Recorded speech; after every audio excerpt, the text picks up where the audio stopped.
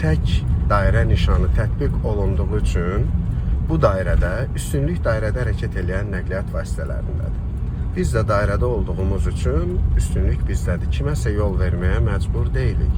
Sadəcə olaraq öz təhlükəsizliyimizi təmin etmək üçün kəsişmələrdə ehtiyatlı oluruq.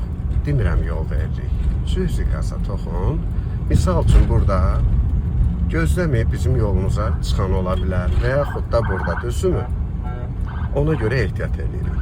Və Günel, dairədə nə qədər çox qalmağa məcburuqsa, bir o qədər dairəyə yaxın zolaq tutub, dairəyə yaxın olan zolaqda hərəkətimizi davam etdirməliyik.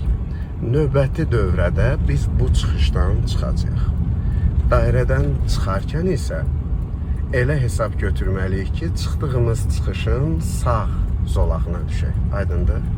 İndi cüzi qaza toxun, azacıq dairədən kənarlaş, bir də ancaq. Çox yox. Hələ yandırma.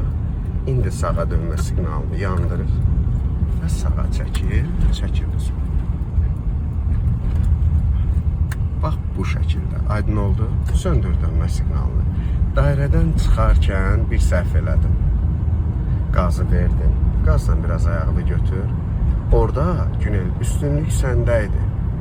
Sadəcə olaraq dairəyə girərkən biz baxdıq, yol verdik, sonra dairəyə daxil olduq. Dairədə olduğumuz müddət ərzində və dairədən çıxarkən üstünlük bizim idi. Tələsib, yəni kör-körayına çıxmağa ehtiyac yoxdur. Yaxşı? Amma bütün dairələrdə hərəkət bu şəkildə təşkil olunmur. Elə dairələr var ki, bax sağdakı nişana, baş yol nişanı. Dairə nişanı ilə bərabər baş yol nişanı da tətbiq olunur. Elə olan halda artıq demək ki, dairəyə yaxınlaşan nəqliyyat vasitələri üstünlüyə malikdir. Dairədə olan nəqliyyat vasitələri dairəyə daxil olan nəqliyyat vasitələrinə yol verir. Və yaxud da dairə var, ancaq heç bir nişan yoxdur. Bu artıq olur eyni əhəmiyyətli yolların kəsişməsi.